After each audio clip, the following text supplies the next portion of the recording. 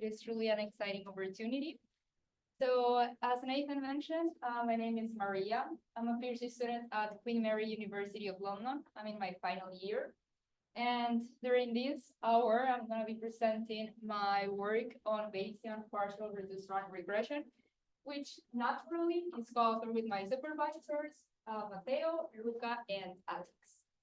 If you have any questions at any point, please feel free to interrupt. Stay over there, I think, with guys online. Oh, okay. That's fine.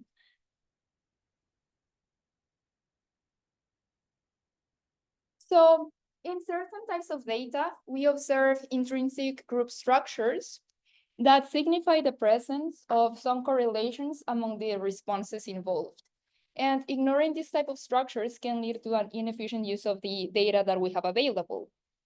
In the multivariate response predictor analysis, the predictor group structure is commonly addressed. However, the group structure that is potentially present in the response variables is typically overlooked. Reduced rank regression can be interpreted as a dimensionality reduction technique that is able to reveal some complex relationships that are present among the data by imposing a low rank constraint on the matrix of coefficient C. This implies that there's only a small set of linear combinations of the covariates that explain all the variation in the response variables. So in the most simple and basic case, this is just an illustration to show an intuition of how reduced rank regression works. So let's say that we have these 4 covariates here on the left in blue, and then 3 response variables on the right.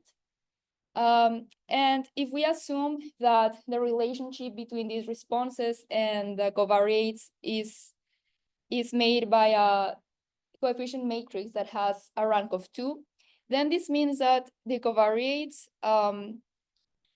that they are related to like some latent factors, these 2 latent factors, and that all of the covariates explain all of the response variables. Now, different variants of the reduced rank regression model have been explored in the literature. For instance, the first time that reduced rank regression was introduced, in this most simplest case that we saw before, the author also introduced this alternative version of the reduced rank, where they assume a partition coefficient matrix into a low rank and a full rank group that is associated to the predictor variables using a predefined grouping. So for example, if we have these 4 covariates, maybe 2 of them express a low rank structure in the relationship to the responses, and the other 2 are related by a full rank regression. Then Velu extended this result to, instead of considering only one set of covariates to exhibit this low rank structure, then let's assume that there are the 2 sets of covariates, both of them have a lower dimensional matrix that explains their relationship to the responses. More recently, the integrative reduced rank regression model was proposed. And in this case, it is for multi-view data. So here the covariates, they appear already grouped because they come from different data sources. And each of these groupings has a low rank structure, and they are related to the responses. And it extends the previous result to allow for any given number of groupings. No, it's not only restricted to 2 of them. So it's like any number, and some of these groupings could potentially be 0, allowing for some sort of covariate selection.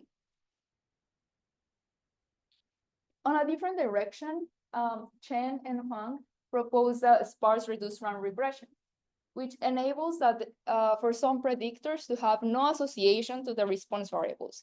So some of the corresponding entries of the coefficient matrix are set to 0, and we see that there's like 1 covariate that plays no role in the interpretation of Y, of our responses.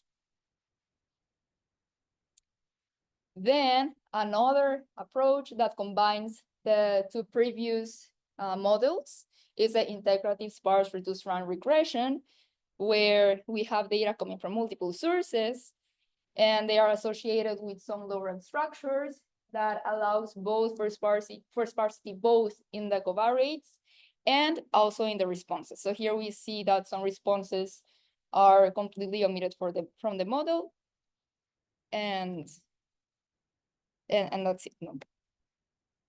So if we look at all the models that we saw before, we observe that whenever there is some group structure accounted for, it is on the covariates. There is no group structure on the responses. So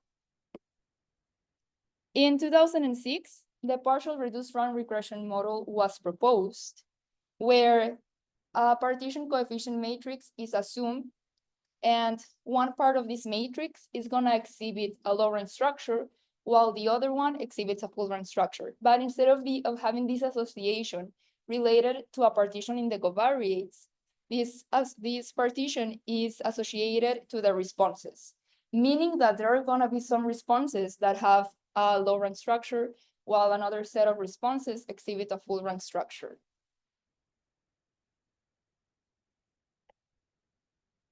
Partial reduced rank regression offers a flexible intermediate way between a full rank regression and a standard reduced rank regression. So full rank regression is prone to overfitting, and it hinders the interpretability of the model. Meanwhile, reduced rank regression could result in the oversimplification of the structure of the relationship that is exhibited between these responses and the predictors.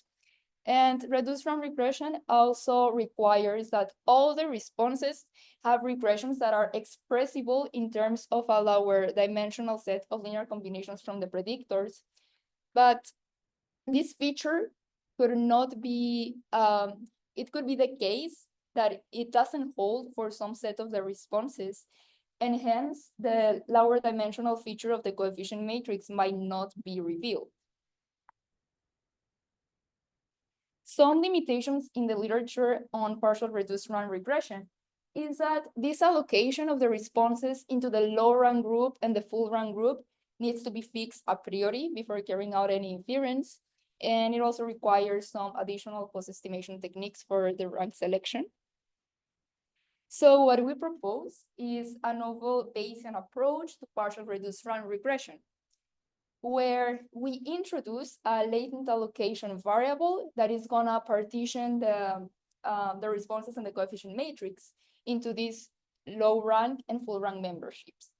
Then we estimate the rank of the low rank part of the coefficient matrix. And since we do this in a Bayesian approach, we provide uncertainty quantification about the estimation of the parameters of the model.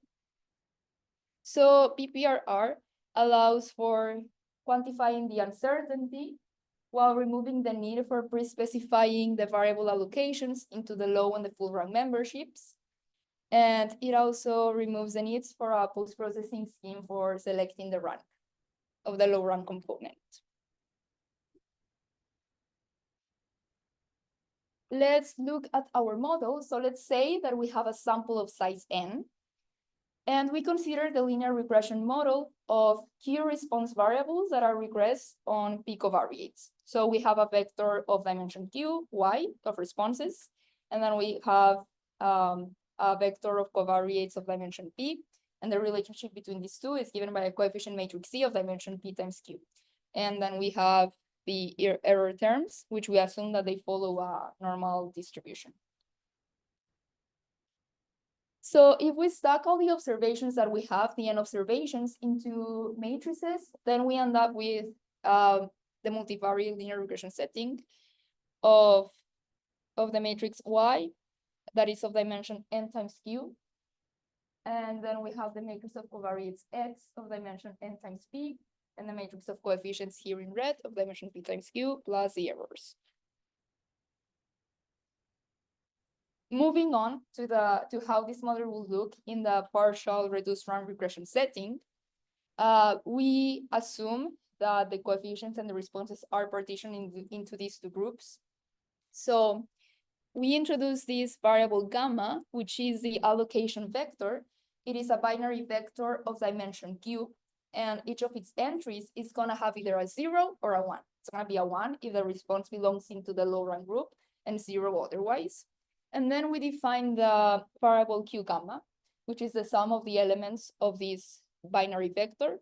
So q gamma is giving us a number of the responses that belong to the low rank group. Then the low rank matrix C1, this component here in red, is expressed as the product of two full rank matrices A and B. So A and B are two matrices that have a full rank, and their dimension depends on the rank of our matrix C1. And in this case, also on Q gamma. Then C2 is a full rank matrix, and then into the factor A, we incorporate this identification restriction, where the first rows are assumed to be the identity matrix. And then here we see how the matrix C1 changes to include the representation of C1 into this product of A and B. Since we are doing this in a Bayesian approach, we need to specify some priors. The most important priors here are the ones made on the allocation vector gamma and on the rank R, because for the rest of the parameters, we specify standard priors. So for gamma, we impose a product of Bernoulli priors, meaning that each entry of this gamma vector is independent from one another, and they have a probability rho of being allocated into the low rank group. And then we introduce this indicator function that allows for the existence of the low rank group by making the number of responses in the low rank group to be between 0 and q, the maximum number of responses.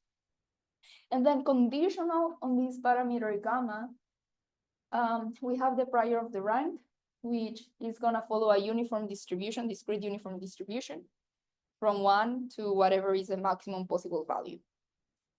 So this choice of prior allows for variable allocation and for rank estimation, which corresponds to an automatic model choice that is made along with the parameter estimation.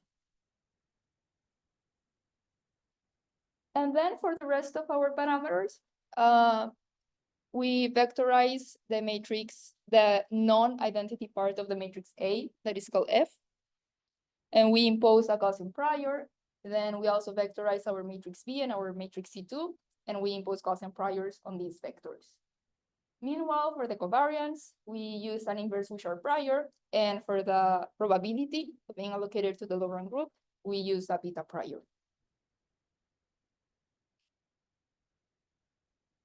So for posterior sampling, we want to design an MCMC algorithm that is able to draw samples from the joint posterior distribution. But we face a main issue here, which is that the dimensionality of the model is potentially switching from one iteration to the next one. And this dimension depends on the states of our vector gamma and of the selected rank. Because in our model, we saw that the dimensions of the matrix A, B, and C2, they all depend on the values of these parameters. So the traditional computational method, for example, the Gibbs sampler, is infeasible, and a reversible jump MCMC would be too complex to design in this setting. So what we propose is to use a partially collapsed Gibbs sampler to circumvent this problem. And what a partially collapsed Gibbs sampler does is that it generalizes the composition of the conditional distributions in normal Gibbs samplers by relying on three main strategies. One is permutation, another one is trimming, and lastly, marginalization. So we are going to use marginalization over A, B, and C2 to sample gamma and R from their joint posterior distribution. In summary, our algorithm looks like this. It iterates over the following 7 steps.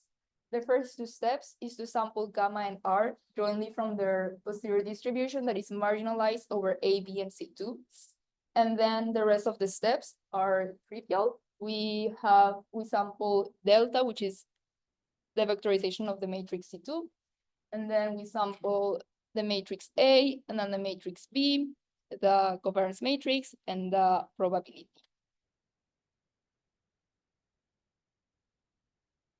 So we will focus more on the first two steps, which are the most important ones.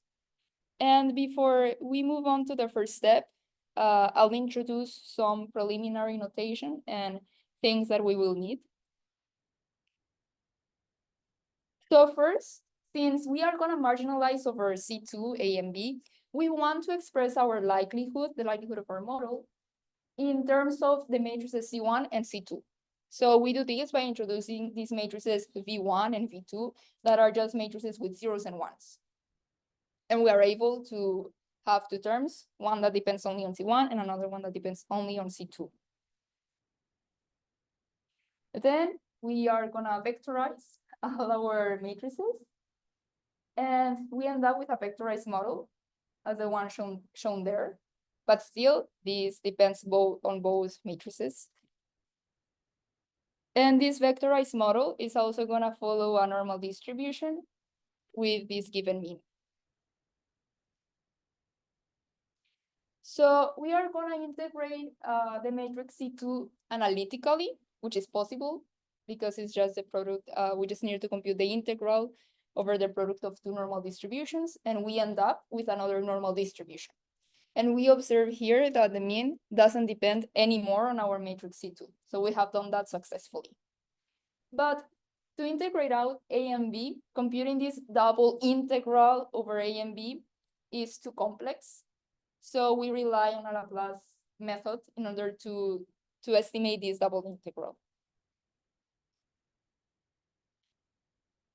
Now let's move on to the sampling of gamma, our binary vector that is gonna allocate the responses into these two groups.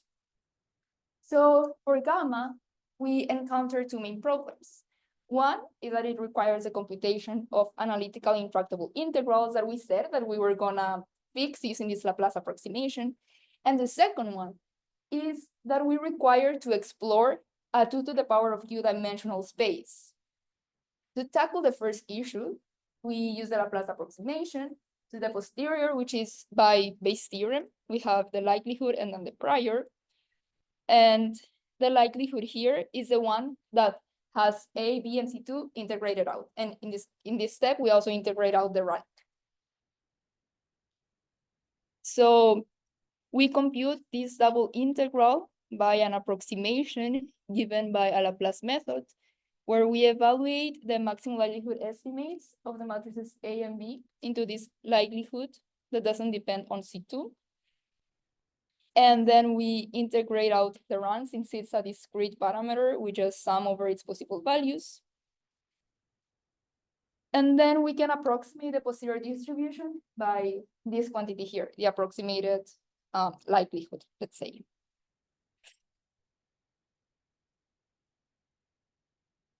And that solves our first problem.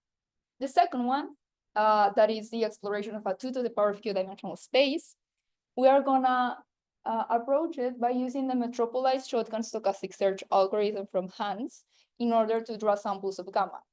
So this algorithm, what it does is that it restricts the exploration space to only a neighborhood of the current value of our parameter at every iteration. And it favors a search away from local modes in order to ensure that the whole space is actually explored. So we need to define a neighborhood of our vector gamma. And we take the neighborhood of gamma to be every one variable change to the current state of our parameter. So for example, if we have that gamma in this iteration is 1, 0, 1, 0, this means that response variables 1 and 3 belong to the low rank group, and 2 and 4 go into the full rank group. Then the neighborhood of gamma is gonna be changing the first 0 to a 1, and then the last 0 to another 1. Why we don't change the first 1 to a 0? Because then there wouldn't be a low rank group at all. And the same goes for the third one. So then we generate a proposal gamma from the approximate posterior distribution that we computed before. And then we are gonna accept it with this given probability.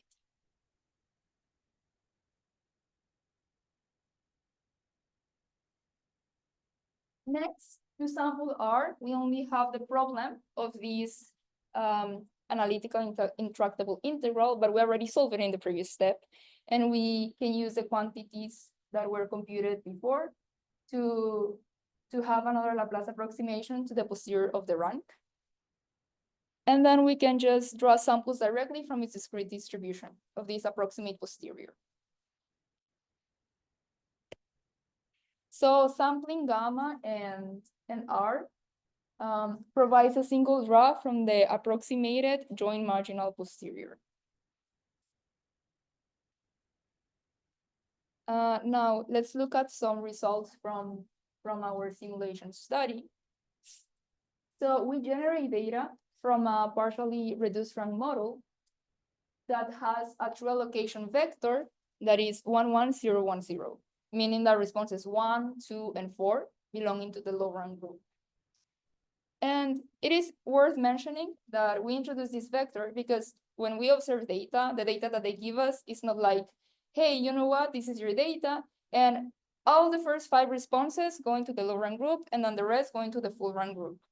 Because we need the responses and the corresponding coefficients to be ordered in this way, because all the inference assumes that the model is partitioned in these two structures, that the low rank is to the left, if you want to put it this way, and the full rank to the right. But in reality, we don't know, and that's why we want to infer it and reorder our model. And then we assume that the true rank is 1, that we have 20 covariates, 5 responses, and a sample of size of 20. So we want to estimate the allocation and the rank. So here we see on the left the trace plot of gamma, and on the right its posterior distribution. So on the trace plot, we have on the vertical axis the responses 1, 2, 3, 4, 5. And whenever we see a black rectangle or a black line, it means that it had a value of 1. So we see how this parameter gamma is changing across our MCMC, where on the horizontal axis we have the iterations. And from the trace plot, it's pretty clear that responses 1 and 4 belonging to the low rank group, and the second one more or less as well, while the third one and the fifth one is not that obvious. It's more likely that they belong to the full rank group. And then on the right, we have the posterior distribution, where we have on the vertical axis all the possible gammas, the ones that were chosen at some point during our algorithm. And then we have a 1 with a black cell if it was allocated to the low rank group, or it's white otherwise. And then in the last column, we have the posterior probability of this chosen gamma as the frequency that it was that it came up during the MCMC. So we observe here that the most frequent one was the one given by this 1, 1, 1, 0, 1, 0 with a probability of 1/3. And then the second most frequent one was 1, 0, 0, 1, 0. So we leave the second response out of the low rank group. And it is, so from the posterior distribution, we are providing a way to quantify the uncertainty about our estimation, because we choose the estimated gamma as the mode, the posterior distribution, but we can also see all the other options that we had of allocating our variables into these two groups. Meanwhile, for the run, we have the trace plot on the left and its posterior distribution on the right, which is mostly 1. Then on this table, I'm showing some error metrics of our model BPRR compared to the full rank, the usual reduced rank, and PRR star. PRR star is the partial reduced rank with an a priori randomly fixed allocation. This is to illustrate what would happen if we don't use an estimation of this binary vector gamma and that we choose a potentially wrong specification of the memberships into these two groups. Now, this is an average over 100 replicates in the setting that I had in the previous slide. And we see that our model outperforms the reduced rank model, the usual reduced rank, but full rank achieves a smaller error, which is expected because full rank is prone to overfitting.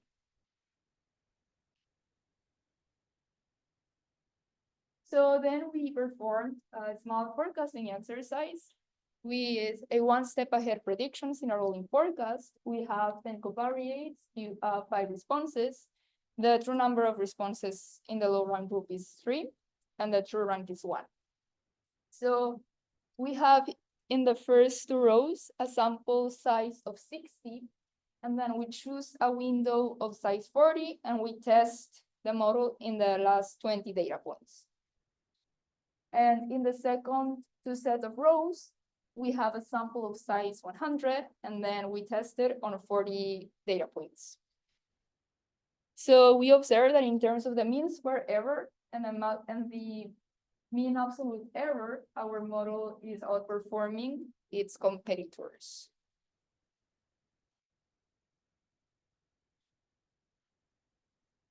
Now, let's look at what happens when we fix all the parameters and we increase the sample size.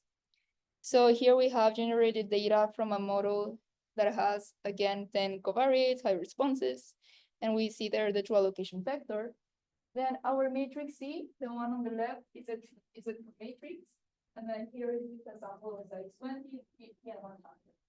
And we see that as we increase the sample size, the estimation of our coefficient matrix becomes closer to the actual true matrix. For example, if we look at N3, 3, 4, here we observe, it becomes very well this time, but we see that it is a light blue color, and then it becomes something close to 0, and then it has a small positive value, which corresponds to the true value.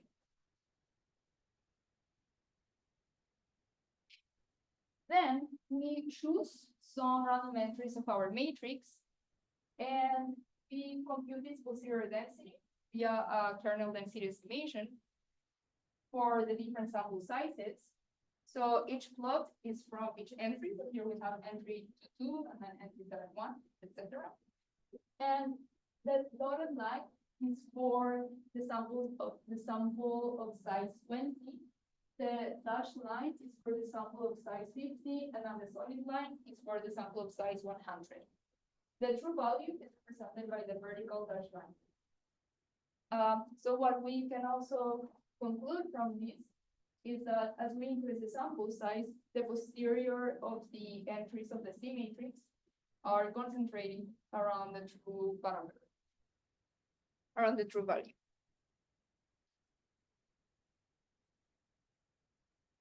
For gamma, we observe the same behavior. Here we have the posterior distributions of our vector gamma for the different sample sizes. And if we look at the one that has sample size 20, we see that many different gammas were chosen at some point during the MCMC. And in fact, the gamma that we are estimating doesn't correspond to the true gamma.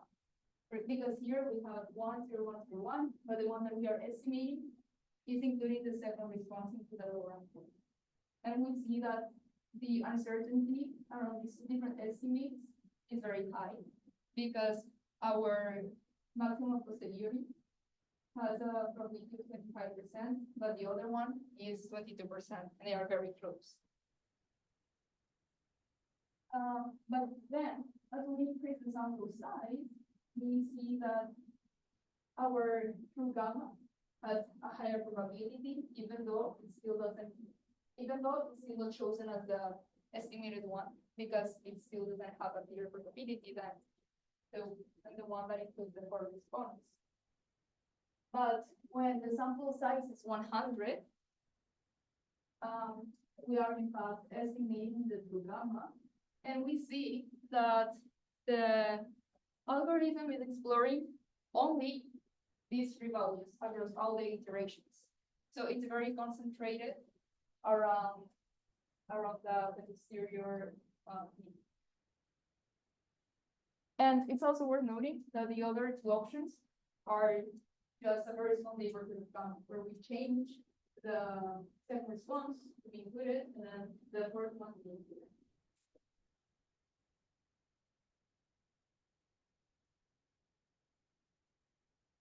So we apply our method to real data to see how it works.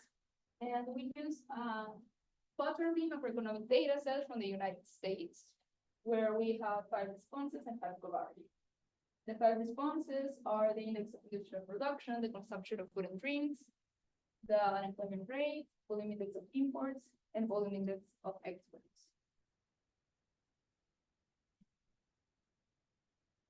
And we consider 2 different time periods. One is from 2014 to 2018, and another one is from 2019 to 2023.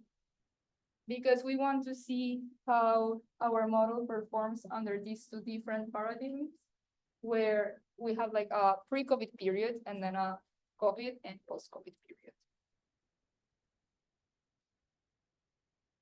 So in the first period, we observe that the estimated gamma is an almost reduced rank model.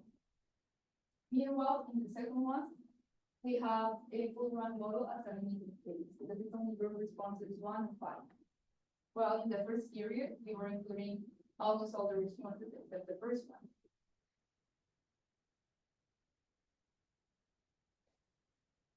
So what do you mean by limiting case? That it is almost a full rank model. Yeah. But since we are restricting our model to only allow like a partial reduced rank model, Yeah. maybe it was a full rank. So it kind of might want to be a full rank Exactly. model, but you're restricting R away from 1. And Yes, and also because the other most frequent gamma was this one here, that has also 2 responses allocated into the lower group. sure.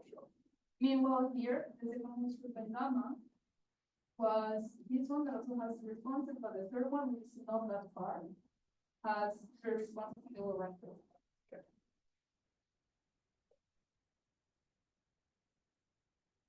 But thank you for the observation. As for the rank and the coefficient matrix, this is the posterior distribution of the rank for the first period.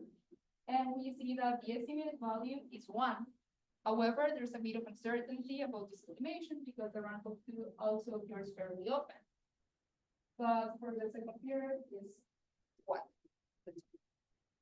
And the coefficient matrix, here we said that 4 responses were in the low rank group. And this can be seen as having these responses 2, 3, 4, and 5 as linear combinations together. And then the first response follows another relationship between the covariates and the responses. As for the second period, we said that responses 1 and 5 were in the low rank group, which we can see also in the course of the matrix, while the second, third, and fourth responses have a more complex relationship to the covariates.